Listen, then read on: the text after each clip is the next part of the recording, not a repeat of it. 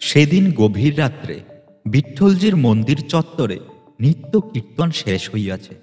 বিশ্রাম ও কৃত্যাদি সারিয়া নামদেব ভোজনে বসিলেন। সারা দিনের পর তিনি আহার্য করেন মাত্র এই দুটুকরো রুটি ও সামান্য একটু দধি। ভোজন পাত্রের সম্মুখে বসার সঙ্গে সঙ্গেই কোথা হইতে একটি কুকুর আসিয়া উপস্থিত। মুহূর্তের মধ্যে নামদেবের রুটি দুইখানি মুখে করিয়া উহা ছুটিতে শুরু করল। নামদেব তো মহাবিব্রত, দধির পাত্রটি হাতে নিয়া তখনই ধাবিত হইলেন পিছনে পিছনে। ভক্তিসিদ্ধ মহাপুরুষ আজকাল সর্বভূতে ইষ্ট দর্শন করেন। কুকুরের আগমনে তাই উপলব্ধি করিয়াছেন কৃপালু ইষ্টদেবেরই আবির্ভাব।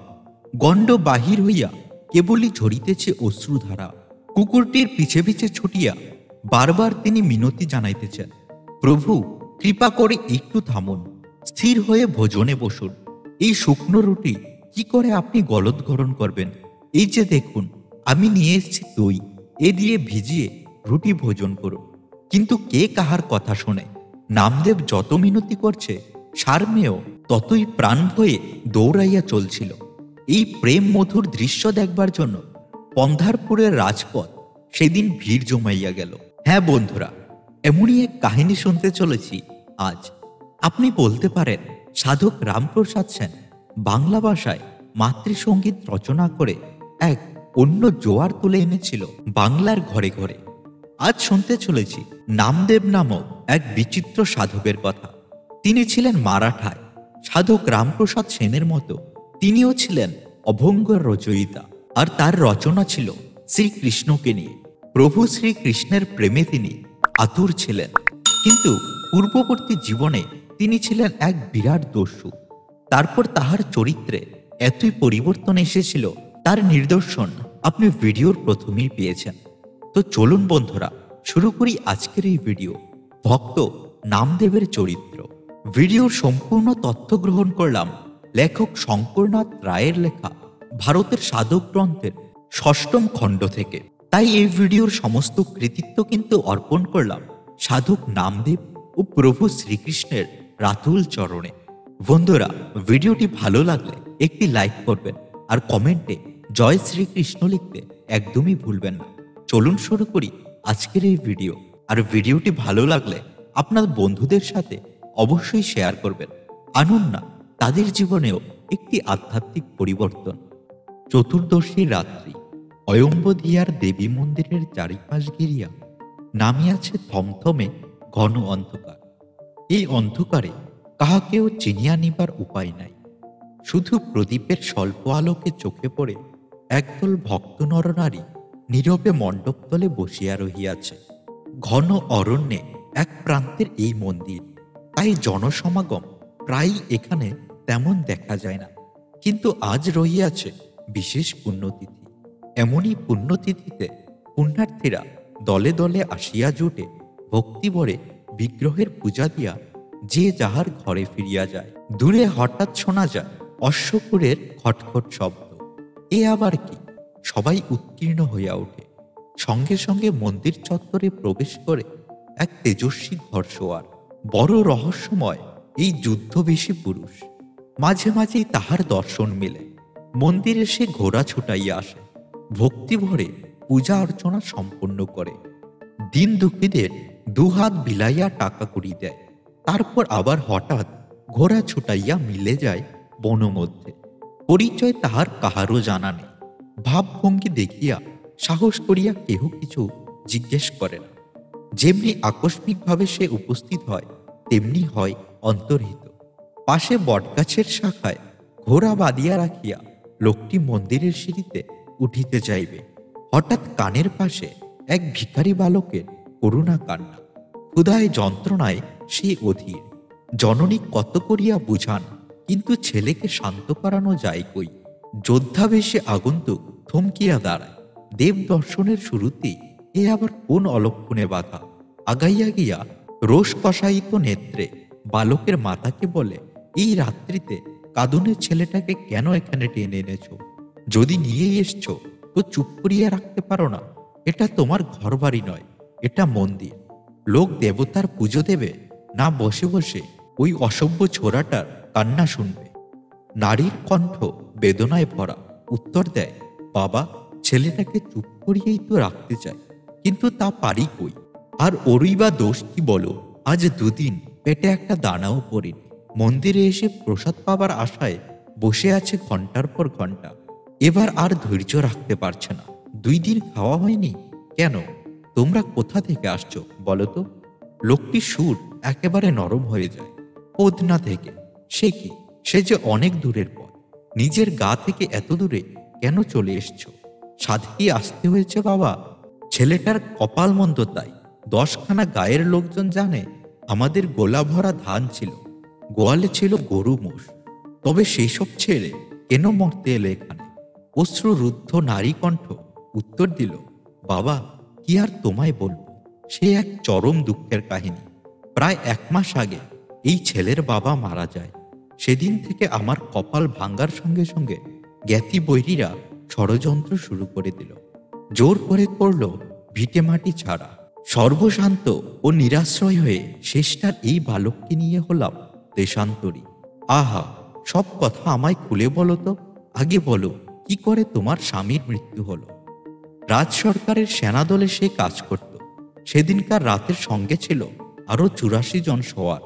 পদনার জঙ্গলে এসে খাওয়া দাওয়া শেষে কেউ বিশ্রাম করছে, কেউ ঘুমোচ্ছে। এমন সময় তাদের উপর ডাকাত পড়ল।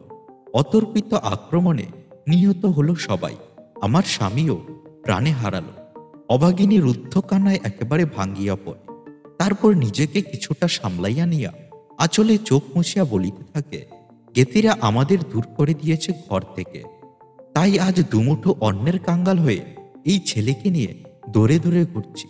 আচ্ছা বাবা, বিনা অপরাধে 85 জন মানুষকে একদিনে হত্যা করে ফেলে এমন দানবকে ভগবান কেন সৃষ্টি করেছেন? এ কথাটা কি আমায় বুঝিয়ে দিতে পারো? কত নারী বিধবা হলো, কত শিশু হলো সেদিন পিতৃহারা। এদের সবার দীর্ঘশ্বাসে সে নরপশু কি জলে পুড়ে খাক হয়ে যাবে না? দুঃখিনীর দীর্ঘশ্বাস ভরা এই অভিশাপ আগন্তুকের উপর হানে তীব্র কষাঘাত। মুহূর্ত মধ্যে মুখ তাহার পাণ্ডুর হইয়া ওঠে, হাত পা থরথর করিয়া কাঁপতে থাকে। সর্বনাশ! এ তো শুধু এই রমণীর দুঃখের কাহিনী নয়, এই যে তাহার নিজেরই পৈশাচিক দুষ্কৃতি ইতিহাস। সেদিনকার নরমের যজ্ঞের হোতা যে সে নিজেই। তাহারই চালিত দস্যুদল করিয়াছে এই হত্যাকাণ্ড। রক্তাক্ত বিভৎস সেদিনকার সেই দৃশ্য মনে পড়িলে আজও শরীর শিহরিয়া ওঠে। বিধবার আকুল ক্রন্দন আর থামিতে চায় না। বক্ষে তাহার আজ তরঙ্গিত হইয়া উঠেছে দুঃখের পাথার। দুর্ধর্ষ দস্যুর পক্ষেও এই আরতি সহ্য করা কঠিন। হৃদয় কেবলই জ্বলিতে থাকে অনুতাপের জাল। সাপের মতো কিলবিল করিয়া উঠে চিন্তার রাশি। কে জানে তাহার পাপাচারের ফলে এই নারীর মতো কত অভাগাই হইয়াছে নিরাশ্রয়, কত সুখনীর হইয়াছে বিনষ্ট। না, আর নয়, এই দুষ্কৃতি ভরা জীবনের বোঝা আর সে বহিয়া বেড়াবে না।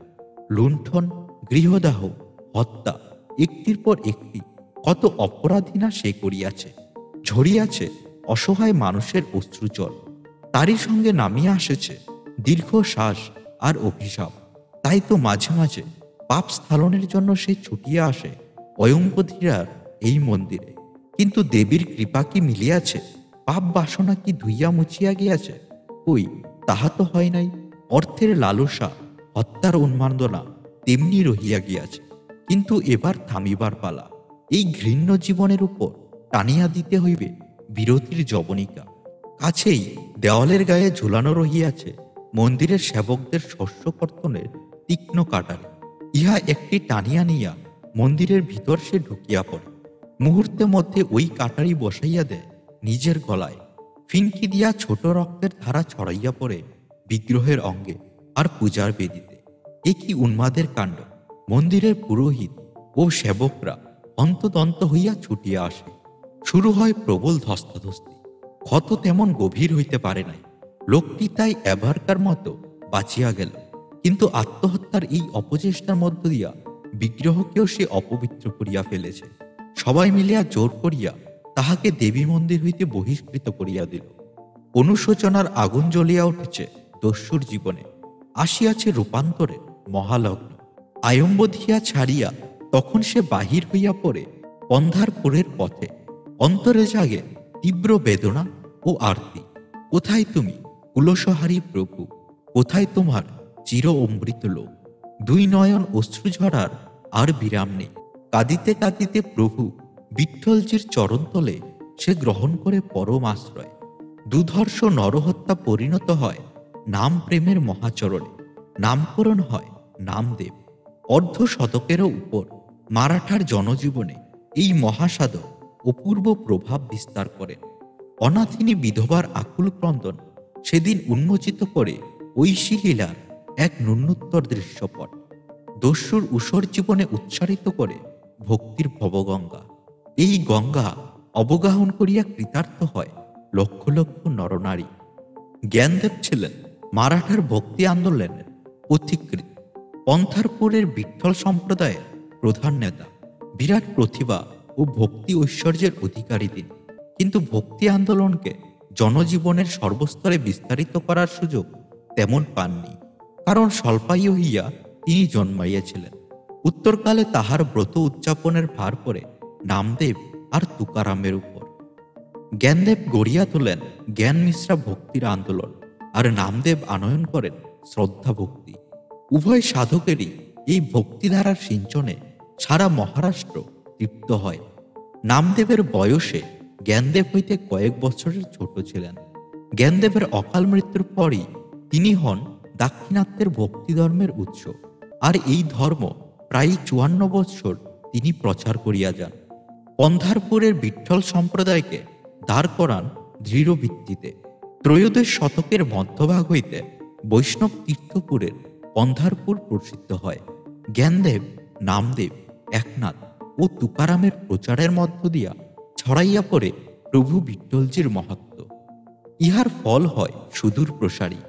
মহারাষ্ট্রে আধ্যাত্ম জীবনে এমন এক ধর্ম আত্মপ্রকাশ করে যাহা জাতি বর্ণ নির্বিশেষে সকলকে বৈষ্ণবীয় ভক্তির অধিকার দেয়। পন্ধারপুরের প্রাপ্ত ঐতিহাসিক নিদর্শন হইতে কিন্তু প্রমাণিত হয় প্রাচীনকালে এখানে শৈব উপাসকদের প্রভাবই ছিল বেশি। অনেকের মতে এখানের তীর্থাধিপতি বিগ্রহ আদিতে ছিলেন স্বয়ং দেবাদিদেব মহাদেব। প্রাচীন মন্দিরের প্রধান পূজারী ছিলেন আচার্য কুণ্ডলী। কর্ণাটক হইতে তিনি স্থানে আসেন অসাধারণ যোগ বিভূতি সম্পন্ন মহাপুরুষ বলিয়া চারিদিকে খ্যাত হইয়া ওঠেন। আচার্য কুণ্ডলিক কিন্তু শিব ও বিষ্ণু উভয়েরই উপাসক ছিলেন। তবে উত্তরকালে বিশেষ করিয়া পন্ধারপুরের কৃষ্ণ বিগ্রহ বিঠ্ঠলজির মাহাত্ম্যে তিনি প্রচার করতে থাকেন। ভক্তিবাদী বিঠ্ঠল সম্প্রদায় ইহারই নেতৃত্বে সংগঠিত হইয়া ওঠে এবং ভক্তিবাদের প্রচার ও নাম কীর্তনে ব্রতী হয়। পরবর্তীকালে ভক্ত নামদেবের সময় পন্ধারপুরের এই কীর্তন সমাজের মর্যাদা ও প্রভাব বাড়িয়া যায়। এখানকার সাধকদের কেন্দ্র করিয়া ভক্তির প্রবাহর দিকেই ছড়াইতে থাকে। ১২৭০ খ্রিস্টাব্দে মহারাষ্ট্রের এক ক্ষুদ্র গ্রাম নরসিংহপুরে নামদেবের জন্ম হয়। কোনো অভিজাত বা বিত্তবান পরিবারে তিনি জন্মগ্রহণ করেননি। পিতা দামাশের এক নিম্নবর্ণের নগণ্য দর্জি। হাটে বাজারে নিজের সেলাই করা জামাকাপড় বিক্রয় করিয়া কোনো মতে তাহার সংসারের ব্যয় নির্বাহ হয়। শিশুপুত্র ভূমিষ্ঠ হওয়া মাত্র দর্জি দামাশের ছুটিয়া যান ব্রাহ্মণ পাড়ায়। বাবাজি এখানকার এক প্রসিদ্ধ গণৎকার। গ্রামে কোনো শিশু জন্মাইলে তাহার কাছে উপস্থিত হয়। বৃদ্ধ ব্রাহ্মণ হরিপাতি নিয়া বসেন, বলিয়া দেন শিশুর ভবিষ্যৎ। দামাশেঠ প্রণাম করিয়া কহিলেন, বাবাজি, দয়া করে এই দাসকে বলে দিন ছেলেটি আমার প্রকৃত মানুষ হবে তো, দীর্ঘজীবী হবে তো। দুঃখে দরিদ্রে এমনিতেই তো দিন চলছে না, তার উপর ছেলে যদি সৎপথে না থাকে, দুটো পয়সা রোজগার না করে, তাহা হইলে বুড়ো বয়সে দাঁড়াবো কোথা? আর স্বল্প আয়ু যদি হয়, সে আঘাত বা সহ্য করব কি করে? গণনা শুরু হয়। কিছুক্ষণ বাদে বাবাজি স্মিত হাস্যে কহেন, দামাশেঠ, তুমি দেখছি মহাভাগ্যবান। তোমার এই ছেলে হবে বিপুল ঐশ্বর্যের অধিকারী। ভেবো না, দীর্ঘ জীবনও সে পাবে। কাঙ্গালের ঘরে আসবে এত ধন দৌলত। বাবাজি, এ আপনি কি বলছেন? ভালো করে দেখুন, ভুল হয়নি তো? না বাবা, গুরু কৃপায় গণনায় কখনো আমার ভুল হয় না। তবে কি জানো, তোমার ছেলে যে ধরনের ধনরত্ন আনবে তা দিয়ে তোমার বৈষয়িক দুঃখ কষ্ট কখনো ঘুচবে না। এই জাতক অধিকারী হবে আধ্যাত্ম ঐশ্বর্যের। অতুল ভক্তিধন সে অর্জন করবে। ভক্তি চন্দনে চর্চিত করে গাঁথবে অগণিত অভঙ্গ পদের মালা। এই পবিত্র মালা কণ্ঠে পরে তৃপ্ত হবে দেশের জনগণ। পুত্র বিত্ত বিষয়ের মধ্যে জড়িত হইবে না। ধন উপার্জনে তাহার বিতৃষ্ণিতা। বেশ তো, তাহাই যদি বিধিলিপি হইয়া থাকে তো দামাশের মনে কোনো খেদ রাখিবে না। দামাশের দরিদ্র গৃহস্থ বটে, কিন্তু টাকা কড়ির লোভ তাহার নাই। সৎপথ হইতে একটি দিনের তরেও তাহাকে কেহ বিচ্যুত করতে দেখে নাই। উত্থান পতনে সুখ দুঃখে ভগবানের চরণে চিরদিন আত্মসমর্পণ করিয়াছেন। পুত্রের বৃত্তের অধিকারী নাই বা হইল, সে সৎ হোক, ধর্মপথে থাকুক, তবেই হইবে দামাশেটের তৃপ্তি। গণৎকার এই ভবিষ্যৎবাণী কিন্তু ফলিতে দেখা যায় নাই। বয়স বাড়াবার সঙ্গে সঙ্গে বালক মহা দুরন্ত হইয়া ওঠে। তারপর সংসর্গ দোষে পরিণত হয় এক দুর্ধর্ষ দস্যুতে। নরঘাতক রূপে এই অঞ্চলে কুখ্যাত হইয়া ওঠে। পুত্রের কুকীর্তির কথা প্রায়ই বৃদ্ধ দামাশেটের কানে আসে। সারা অন্তর ব্যথায় ভরিয়া ওঠে। ভগবানের চরণে আরতি জানানো ছাড়া আর যে তাহার কাছে কিছুই নাই। অম্বধিয়া মন্দিরে সেদিনকার ওই অশ্বারোহী দর্জি দামাশেটের পুত্র সেই দস্যু। আর তো বিধবা আর তাহার স্বামী হন্তার সেদিনকার ওই নাটকীয় সাক্ষাৎ ঘটায় এক অঘটন। দস্যু জীবন হইতে বাহির হইয়া আসে এক পরম বৈষ্ণব। পন্ধারপুর বিঠোবা মন্দিরকে কেন্দ্র করিয়া ওই সময় ভক্তি সাধকদের যে মধুচক্র গড়িয়া উঠেছিল, নামদেব আত্মপ্রকাশ করেন তাহারই মধ্যমণি রূপে। জ্ঞানদেবের অপূর্ব ভক্তিশ্রায়িত রচনা জ্ঞানেশ্বরী এই সময় প্রকাশিত হইয়াছিল। বিঠ্ঠল সম্প্রদায়ের মুখপাত্র ওই রূপে তিনি পরিচিত হইয়া উঠেছিলেন। ভক্তি আন্দোলনের শক্তি বৃদ্ধি করিতে পন্ধারপুরের সমাগত হইতেছে বিশিষ্ট সাধকের দল। নামদেবও আসিয়া ওই সঙ্গে যোগ দিলেন। পাপ কুলুষময় যে জীবন পশ্চাতে ফেলিয়া আসেছেন তাহা নিঃশেষে ধুইয়া মুছিয়া ফেলিতে হবে। এই জন্য তরুণ ভক্ত নামদেবের চেষ্টার অবধি নাই। দিনের পর দিন অনুশোচনার আগুনে দগ্ধ হয় তাহার সংস্কারের বীজ। প্রভু বিঠ্ঠলজি রূপামৃত পানে আর নাম সঙ্গীতে থাকেন তিনি সদা বিপুল। কৃচ্ছব্রত, ধ্যান জপ ও স্তুতি কীর্তনের মধ্য দিয়া দিনের পর দিন আগাইয়া চলে দুশ্চর সাধনা। মন প্রাণ দিয়া নামদেব ভজন পূজন করিয়া চলেন, কিন্তু প্রভু কৃপা লাভের সৌভাগ্য হয় কই। বারবার মনে জাগে আলোড়ন। চিন্ময় ধামের দুয়ারে আজও তো নয়ন সমকক্ষ উন্মুক্ত হইতেছে না। সেদিন আরতি ও নৃত্য কীর্তন সবেমাত্র শেষ হইয়াছে। মন্দিরের আলিন্দে বসিয়া গিয়াছে আনন্দের হাট। পরম ভাগবত জ্ঞানদেব ভাবাবিষ্ট। অর্ধ উন্মিলিত নয়নে তিনি বসিয়া আছেন। তাহার চারদিকে গোরা কুম্হার, সম্বত প্রভৃতি বিশিষ্ট ভক্ত সাধকের দল। সাধনা ও সিদ্ধির নানা তথ্য এবং তত্ত্ব এই আসরে আলোচিত হইতেছে। গোরা কুম্হার পন্ধারপুরের সমাজের এক সর্বজনমান্য ভক্তি সিদ্ধ মহাপুরুষ। এই অঞ্চলের জনসাধারণের মধ্যে এই প্রবীণ সাধকের সিদ্ধায়ের খ্যাতি আছে প্রচুর। প্রসঙ্গক্রমে জৈনিক ভক্ত আবদারের সুরে তাহাকে কহিলেন, গোরা চাচা, একটা প্রশ্ন আমার রইয়াছে, কৃপা করে যদি উত্তর দেন তবে নিবেদন করি। সে কি কথা বাবা? যে দুটো দিন বেঁচে আছি তোমাদের কল্যাণ করেই তো যেতে চাই। বলো বলো, কি তোমার প্রশ্ন? সস্নেহে ভক্তটির দিকে তাকাইয়া গোরা উত্তর দেন। লোকটি চতুর, হাসিয়া বলেন, নগণ্য লোকের এ এক অতি নগণ্য প্রশ্ন গোরা চাচা, কিন্তু কথা দিতে হবে আপনি এর উত্তর আমায় দেবেনি। প্রতিশ্রুতি না পেলে আর এগোব না। গোরা হাসিয়া কহেন, আচ্ছা বাবা বলো, কথা দিচ্ছি, সাধ্যমতো জবাব অবশ্যই দেব। পন্ধারপুরের এই ভক্তি সভায় বিশিষ্ট সব সাধকেরাই রইয়াছেন, কিন্তু এরা ভাগবত সাধনায় কোন স্তরে কে অধিষ্ঠিত, বিশেষ করে ভক্তি সিদ্ধ হয়েছেন কারা, তা আমাদের খুলে বলুন। এর কোনো প্রয়োজন আছে বলে তো মনে হয় না। গোরার মুখ ভাব গম্ভীর হইয়া ওঠে।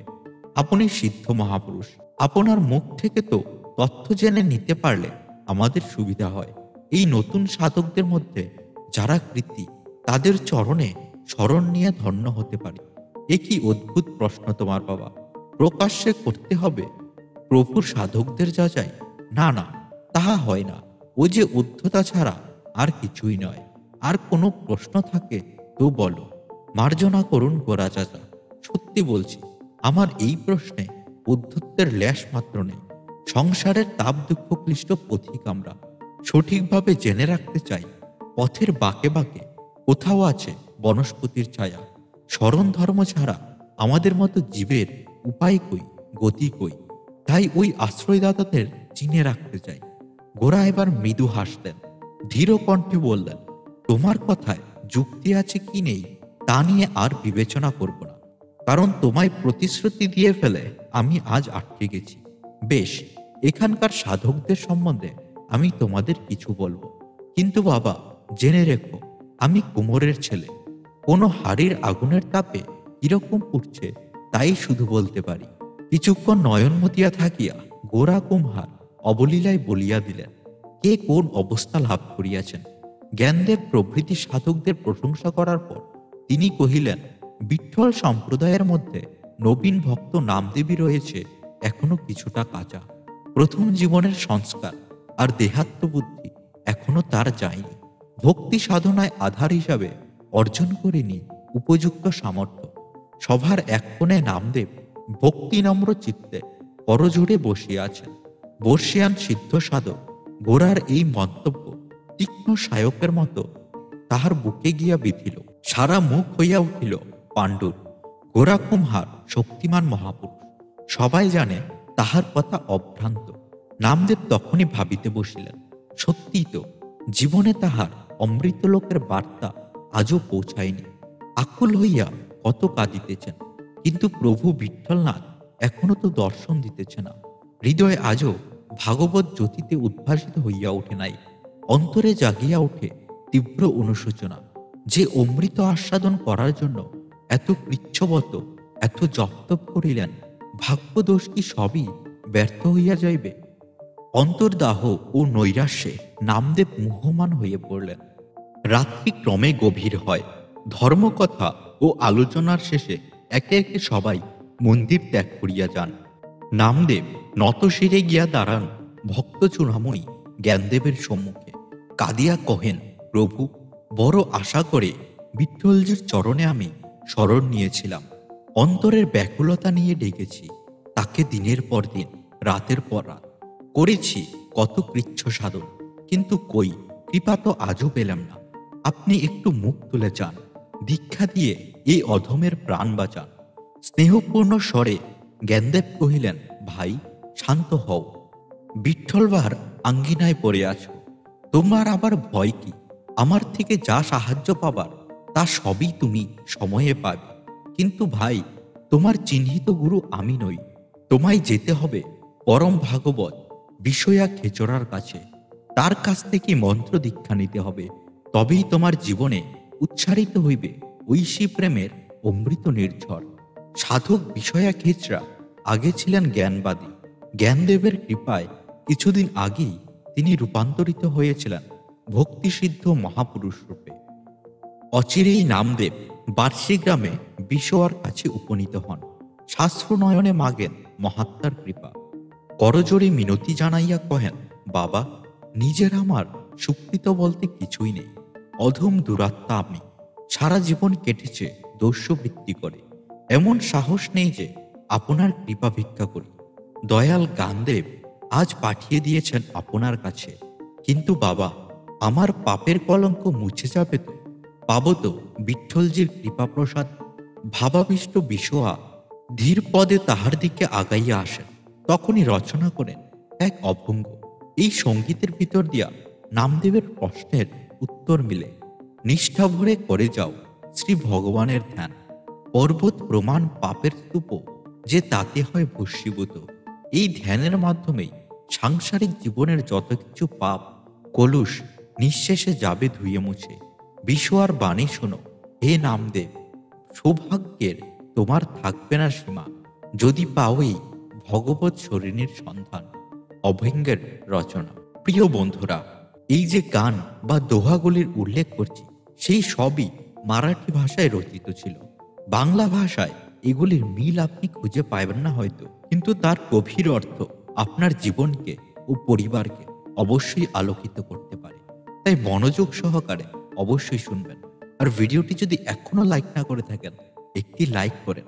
আরো অনেক গভীর তত্ত্ব আলোচনা আমরা এখনই করতে চলেছি। নামদেবের দেহ তখন প্রেম ভক্তির রসাবেশে ঘন ঘন কম্পিত হইতেছে, নয়নে ঝরিতেছে পুলকবাড়ি। নিবেদন করিলেন, বাবা, এই সন্ধান যে তোমাকে বলে দিতে হবে। তোমার রূপ লাভের জন্যই তো এখানে আজ এমন করে ছুটে আসা। ভয় নেই নামদেব, তোমার অন্তরে আজ ভগবত প্রেমের যে আগুন জ্বলছে, অচিরেই তাতে দগ্ধ হবে কিছু অজ্ঞান আর অহংকার।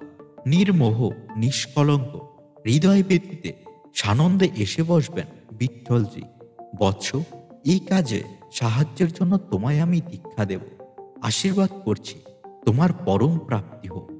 মহাপুরুষের দীক্ষা ও আশীর্বাদের ফল ফলিতে দেরি হয় নাই। বার্ষিক গ্রামে বসিয়া নামদেব যে সাধনায় ব্রতী হন, তাহা সার্থক হইয়া ওঠে। বিশোয়ার এক অভঙ্গতে ইহার ইঙ্গিত পাই। বিশোয়া খেচরার কাছ থেকে শোনা যায় আসল তত্ত্ব। তার দৃষ্টির সামনে সারা বিশ্ব চরাচরে দীপ্যমান রয়েছে তার পরম প্রভু। এই বিশ্বর জলে আর স্থলে, প্রস্তরে আর বৃক্ষলতায়, পিপিলিকাতে সর্বোত্তম জীবের মধ্যে রয়েছেন তিনি উৎপ্রত। বিশোয়া খোঁচরা করছেন ঘোষণা, সারা বিশ্বই হচ্ছে শ্রী ভগবানের মূর্তি। এই উপলব্ধির মহামন্ত্রই দিয়েছে সেই নামদেবের কানে। নামদেবের শিরে রেখেছে নিজ হস্তের কল্যাণ পরশ, অপসারিত করেছে তার খণ্ডবোধ, টেনে তুলেছে তাকে একীভূত পরম রাসসত্তায়। ভাগবত রসের আনন্দ উজ্জ্বল হয়ে বিশোয়া বলছে আজ সবাইকে, প্রভু জ্ঞানদেবের প্রেমের শিখায় একদিন সে জ্বলিয়া নিয়েছিল তার সাধন জীবনের দীপালোক। সেই আলোকেরই পুণ্য পরশ আজ সে বুলিয়ে দিল ভক্ত নামদেবের জীবনে। অভঙ্গ 4। প্রেম ভক্তির অপরূপ আলোকের দীপ্তিতে ভাস্বর হইয়া ওঠে নামদেবের সাধন জীবন। অচিরেই চিন্মন লোকের দুয়ারে তাহার সম্মুখে উন্মুক্ত হয়। বিশোয়ার কৃপায় হয় আপ্তকাম। ভক্তিসিদ্ধ তরুণ সাধকের দিব্য দৃষ্টিতে সর্বত্র স্ফুরিত হইতে থাকে শ্রী ভগবানের রসময় নয়ন অভিরাম রূপ। বার্ষি হইতে ফিরিয়া আসিয়াই নামদেব গোরা কুম্হারের কাছে গিয়া উপস্থিত হন। নিবেদন করেন, বিশোয়া খোচরার কৃপা তিনি পাইয়াছেন। দীর্ঘ কৃচ্ছব্রত ও সাধনার ফলে লাভ করেছেন দিব্য অনুভূতি। এবার তিনি বর্ষিয়ান মহাপুরুষ গোড়ার আশীর্বাদ প্রার্থী। ভক্তপ্রবর গোড়ার রচিত এক অভঙ্গ গানে এই সাক্ষাতের তথ্য পরিবেশিত হইয়াছিল। ভক্ত জ্ঞানদেব আর নামদেবের সম্মুখে বসে গোরা একদিন পরখ করছিলেন সাধুদের, যাচাই করেছিলেন তাদের আধ্যাত্ম জীবনের উৎকর্ষ ইত্যাদি বলে একটি অভঙ্গ রচনা করেন মারাঠি ভাষায়। প্রসন্ন উজ্জ্বল হাসি হাসিয়া গোরা কুম্হার নামদেবকে বুকে টানিয়া নিলেন, দিলেন সাধন পথের নতুন পাথে। গোরার স্বরচিত একটি অভঙ্গ হইতে প্রমাণিত হয় ভক্ত নামদেব তাহার নিকট হইতেও আধ্যাত্ম সাধনার নিগুড় নির্দেশ কিছুটা গ্রহণ করেছিলেন। পন্ধারপুর ভক্ত সমাজের অগ্রণী সাধক রূপে জ্ঞানদেব তখন সুপ্রতিষ্ঠিত। বিঠ্ঠল ভক্ত সমাজের তিনি অবিসম্বাদিত নেতা। কৃপা করিয়া তিনি সেদিন নামদেবকে বিশোয়া খোচরার কাছে দীক্ষা নিবার জন্য পাঠাইয়া দিয়েছিলেন। নামদেব তাই স্থির করলেন এবার হইতে স্থায়ীভাবে পন্ধারপুরের প্রেম ভক্তিময় পরিবেশে থাকিবেন। পরমানন্দে দিন কাটবে জ্ঞানদেবের পবিত্র সঙ্গে। ইষ্টমন্ত্র জপ, বিঠ্ঠলজির নাম কীর্তন আর বৈষ্ণবীয় দৈন্য সাধনা। জ্ঞানদেবের নির্দেশে এই তিন ধারায় বহিয়া চলে ভক্ত নামদেবের সাধন জীবনে। জ্ঞানদেবের মহান গ্রন্থ জ্ঞানেশ্বরী ও অমৃতানুভবের খ্যাতি তখন ভারতের দিকে দিকে ছড়াইয়া পড়িয়াছে। পন্ধারপুরের বিঠ্ঠল ভক্তদের সাথে মিলিয়া তিনি উৎসারিত করিতেছেন প্রেম ভক্তি নাম ও কীর্তনের রসস্রোত। দিকপাল ভক্তি সিদ্ধান্ত মহাপুরুষ রূপে তিনি সর্বত্র কীর্তিত। এই সময়ে তাই দেশের নানা স্থান হইতে তাহার আমন্ত্রণ আসিতে থাকে। তীর্থ দর্শনের জন্য জ্ঞানদেব আগে হইতেই উৎসুক ছিল। এবার সুযোগতম একদিন বাহির হইয়া পড়েন পরিব্রাজনে। সঙ্গে চলেন গোরা, বিশোয়া খেচরা, সংসদ প্রভৃতি অন্তরঙ্গ সাধক। নামদেবও ছিলেন এই পরিব্রাজকের সঙ্গে একজন। ভারতের প্রধান তীর্থ ও তপস্যা ক্ষেত্রগুলি দর্শনের সুযোগ পাইয়া অন্তর তাহার অপার তৃপ্তি ও আত্মপ্রসাদে ভরিয়া ওঠে। পন্ধারপুরে ফিরিয়া আসার পর জ্ঞানদেবের বেশি দিন ইহজগতে বাস করেন নাই। তাহার তিরোধানের পর হইতে বিঠ্ঠল সমাজের নেতারূপে চিহ্নিত হন ভক্তশ্রেষ্ঠ নামদেব। এই সময় হইতে ভক্তি আন্দোলনের পরিগ্রহ করে নতুন রূপ, নতুন প্রাণশক্তি। অর্ধ শতাব্দীরও অধিককাল পন্ধারপুর সাধন কেন্দ্রে অবস্থিত থাকিয়া এই সিদ্ধ মহাপুরুষ মহারাষ্ট্রের ভাগবত সমাজকে পরিচালিত করতে থাকেন। জ্ঞানদেব ও নামদেব দেশের ভক্তি আন্দোলনকে পরিপুষ্ট করিয়া গিয়াছেন, কিন্তু উভয়ের প্রচারিত ভক্তিবাদের তত্ত্বে ও আদর্শের মধ্যে পার্থক্য ছিল কিছুটা। জ্ঞানদেব তাহার রচনা, উপদেশ ও জীবনলীলার মাধ্যমে জ্ঞান মিশ্রা ভক্তির প্রচার করেন, আর নামদেব জোর দেন শুদ্ধ ভক্তি, নাম তত্ত্ব ও নাম কীর্তনের উপর। নামদেবের আরও এক উল্লেখ বৈশিষ্ট্য আছে। দাক্ষিণাত্যের ভক্তি ধর্মে তিনি আনয়ন করেন এক ব্যাপক সার্বজনীন চেতনা। এই চেতনা উদ্ধত হওয়ার ফলে ভক্তির প্রবাহ ছড়াইয়া পড়ে সমাজের সর্বস্তরে। জাতি বর্ণ নির্বিশেষে সকল মানুষকে এই ভক্তি সাধনায় নামদেব আহ্বান জানায়। এই আহ্বান শুধু মহারাষ্ট্রেই নয়, সারা দক্ষিণ ভারতেই সারা জাগাইয়া তোলে। তখনকার দিনের পন্ধারপুর ছিল মহারাষ্ট্রের দেওগিরি রাজ্যের অন্তর্গত। নামদেবের অভ্যুদয়কালে এই দেওগিরির রাষ্ট্রজীবনে দেখা দেয় এক বড় দুর্দৈব। 1307 খ্রিস্টাব্দে সুলতান আলাউদ্দিন খিলজির সেনাপতি মালিক কাফুর এই রাজ্য আক্রমণ করেন। খিলজি বাহিনীর আঘাতে সারা দেওগিরি বিপর্যস্ত হয়। সর্বত্র উঠে তীব্র হাহাকার। রাজা রামদেব রাও বন্দী অবস্থায় দিল্লিতে নীত হন। 6 মাস কাল সেখানে থাকার পর খিলজি সম্রাটের কদর রাজা রূপে তিনি দেশে ফিরিয়ে আসেন। দুশ্চিন্তা ও হতাশা জর্জরিত রামদেব রাওয়ের মৃত্যু হয় এই ঘটনার 3 বৎসর পরে। অতঃপর দিল্লির সুলতান দেওগিরি নিজ অধিকারভুক্ত করিয়া নেন। রাষ্ট্রীয় জীবনের এই বিপর্যয় মহারাষ্ট্রের সমাজ জীবনকেও চঞ্চল করিয়া তোলে। সর্বত্র দেখা যায় অস্বস্তি, ভীতি আর হতাশা। এই দুর্যোগের দিনেই নামদেবের আবির্ভাব। তাহার ব্যক্তিত্ব আর ভগবত জীবন সাধারণ মানুষের জীবনে বুলাইয়া দেয় সান্ত্বনার অমৃত প্রলেপ, সঞ্চারিত করে ভগবত বিশ্বাসের শক্তি ও উদ্দীপনা। মহারাষ্ট্রের পথে প্রান্তরে প্রতি জনপদে গীত হইতে থাকে তাহার মধুস্রাবী অভঙ্গ সঙ্গীত। নামদেব ও তাহার সমকালীন সাধকদের ভক্তি আন্দোলন সম্পর্কে মহারাষ্ট্রের ধর্ম সংস্কৃতির গবেষক অধ্যাপক পট্টবর্ধন লিখিতেছেন, ভক্তির দুয়ার এই সাধকেরা সদাই রাখিয়াছিলেন সর্বজনের জন্য উন্মুক্ত। যেই একবার ইহার ভিতর প্রবেশ করত, অমনি সেই গৃহীত হইত অন্যতম ভ্রাতারূপে। শুধু তাই নয়, ভক্ত সাধক রূপেও মর্যাদা তাহার অমনি বাড়াইয়া যাইত। সন্ত বলিয়া লোকে তাহাকে ডাকিত। গরুধ্বজা, কীর্তন সামারিয়া ও পতাকার নিচে দাঁড়াইয়া করতাল হাতে বিঠ্ঠলজির নাম একবার উচ্চারণ করলেই সে চিহ্নিত হইত ভাগ্যবান ভক্তরূপে। এই কীর্তন সভার আকাশ বাতাস ছিল পরম পবিত্র। সমগ্র স্থানটিতে বহিয়া যাইত স্বর্গীয় নিঃশ্বাস, আর সকলেই ছিল এক পর্যায়ে। মানুষে মানুষে কোন রূপের তারতম্য ভাব ছিল অচিন্তনীয়। সত্যকার প্রেম, অকৃত্রিম প্রেম এই ভক্তগোষ্ঠীর মধ্যে ছিল বিরাজিত।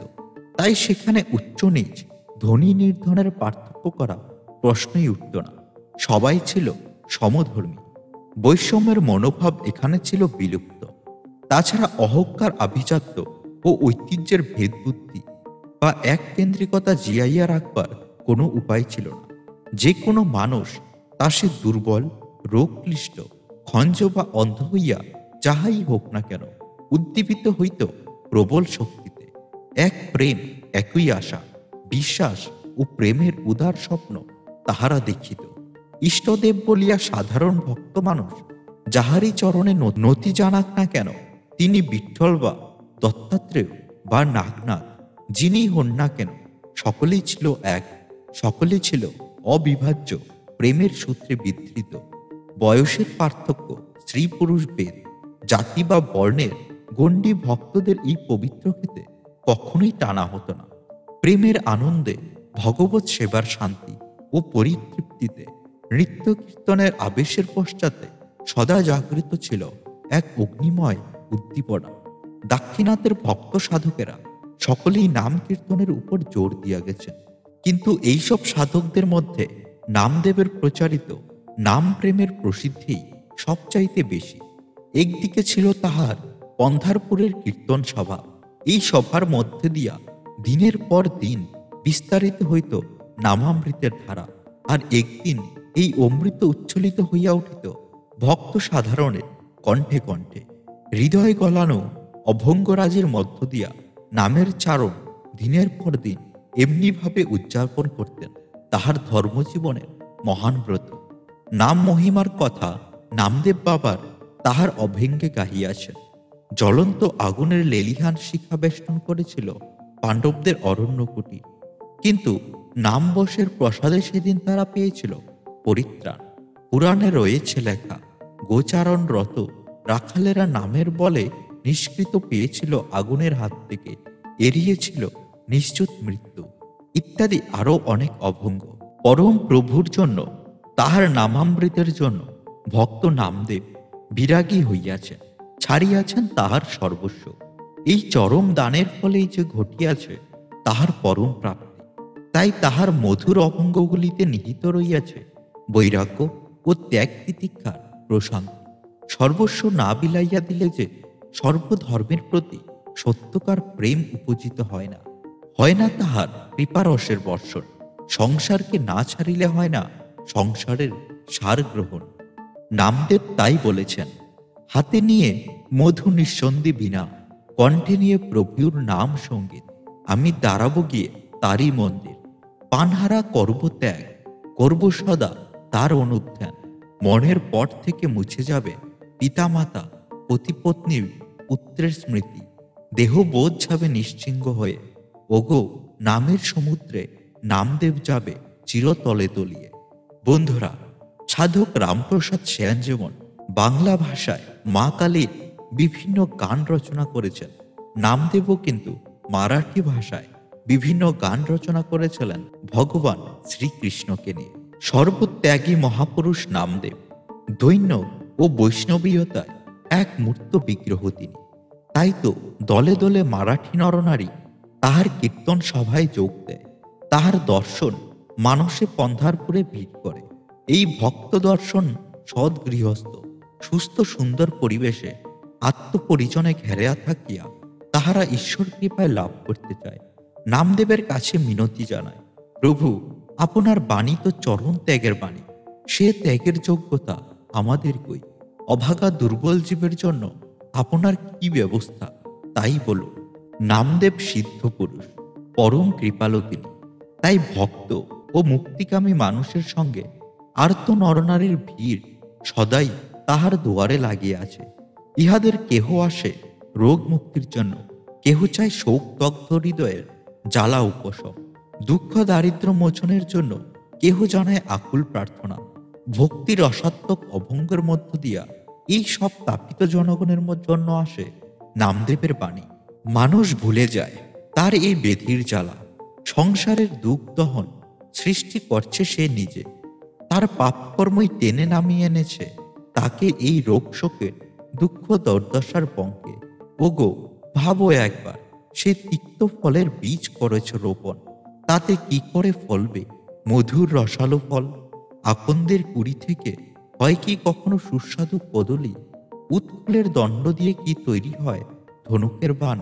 যতই চূর্ণ করো পাথরের পিণ্ড, জলে হবে না নিষ্কাশিত।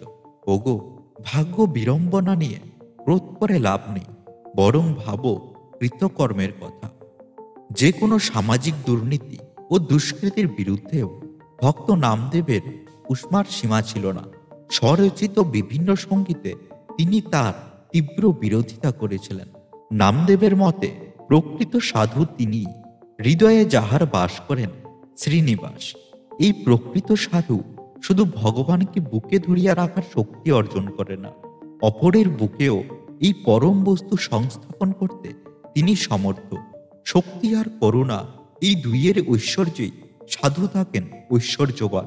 ভক্তিরসের সমৃদ্ধি, আবেগধর্মিতা ও আন্তরিকতায় দাক্ষিণাত্যের ভক্তদের অভঙ্গ ভরপুর। সমকালীন ধর্ম আন্দোলন ও সমাজ জীবনকে এগুলি গভীরভাবে নাড়া দিয়েছিল। এই সর্বজনপ্রিয় কাব্যসঙ্গীতের সংবেদন ও সাধনেঙ্গিত বহু মানুষের হৃদয়ে জাগাইয়া তুলিয়াছিল অমৃতময় জীবনের আকাঙ্ক্ষা। মারাঠি অভঙ্গ রচয়িতাদের মধ্যে সর্বপ্রথমে প্রসিদ্ধি লাভ করেন জ্ঞানদেব, তারপর ভক্ত নামদেব। মনীষা ও জ্ঞানোজ্জ্বলা বুদ্ধির দিক দিয়া জ্ঞানদেব উচ্চতর স্তরে হইলেও পদকর্তা হিসেবে নামদেবই হন বেশি জনপ্রিয়। অন্তরের আকুতি, আত্মনিবেদন ও প্রসাদ গুণে তাহার অভঙ্গসমূহ ভরপুর। অল্পকালের মধ্যে মারাঠার দিকে দিকে এগুলি ছড়াইয়া পড়ে। এই অমূল্য সঙ্গীতের ৮০টি পদ শিখদের সুপ্রসিদ্ধ গ্রন্থ সাহেবে পরম সমাদরে স্থান পাইয়াছে। পরবর্তীকালে প্রকাশিত গুজরাটের সর্বজন শ্রদ্ধেয় সাধক নরসিংহ মেহতার হারমালা গ্রন্থেও নামদেবের জীবন কাহিনী ও রচনার পরিচয় পাই। তুকারাম ছাড়া মহারাষ্ট্রের অভঙ্গ রচয়িতাদের মধ্যে নামদেবের সমকক্ষ আর কেহ ছিল না। দক্ষিণ ভারতের ভক্তি সাধনার ইতিহাসে দুই নামদেবের আবির্ভাব ঘটিয়াছিল। ফলে আসল নামদেবের অর্থাৎ দর্জিত নয়, মহাত্মা নামদেবের অভঙ্গ পদের সংকলন দুরূহ হইয়াছে। এই সময় যুক্তি ও তথ্যাদি উপস্থিত করিয়া অধ্যাপক আর.ডি. রানাডে লিখেছিলেন, মহাত্মা নামদেবের অভঙ্গে প্রামাণিক সংগ্রহ কার্য আজ অবধি সম্ভব হয় নাই। দর্জি নামদেব ও ব্রাহ্মণ নামদেব এই দুজনেরই অভঙ্গ কালক্রমে মিশে যাওয়ার ফলে এই কাজের সাফল্য সুদূর পরাহিত হইয়াছিল।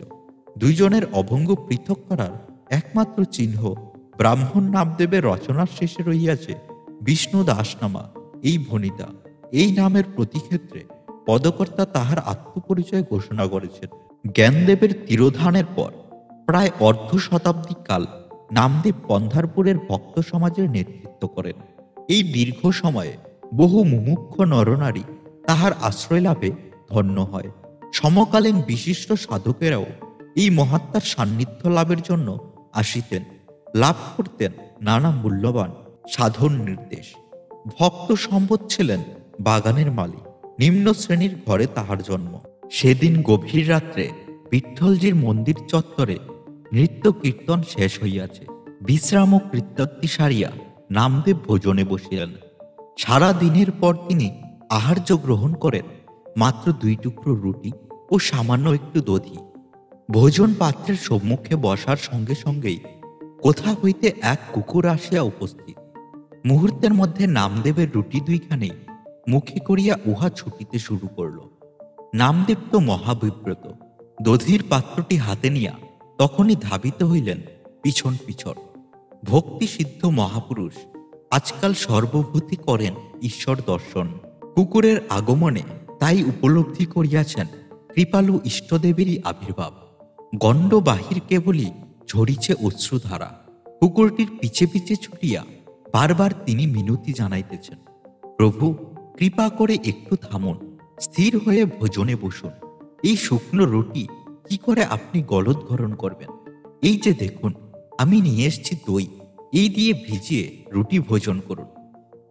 ১৩৫০ খ্রিস্টাব্দের এক সন্ধ্যায় ৮০ বৎসর বয়সে এই মহাজীবন চিরবিরত যবনিকায় নামিয়ে আসে। নামমূর্তি নামদেব ছিন্ন করেন প্রপঞ্চময় জগতের নামরূপময় সমস্ত কিছু বন্ধ। সহস্র সহস্র ভক্তের হৃদয়ে দেখা দেয় শোকের করুণ ছায়াপাত, নয়ন ছাপিয়া নামে অশ্রুর বন্যা। বন্ধুরা, আজকের ভিডিওটি এই পর্যন্তই। দেখা হচ্ছে পরের ভিডিওতে। এই ভিডিওটি ভালো লাগলে একটি লাইক করবেন আর কমেন্টে অবশ্যই লিখবেন জয় গুরু, জয় মা। দেখা হচ্ছে পরের ভিডিওতে। ভালো থাকবেন, পাশে থাকবেন।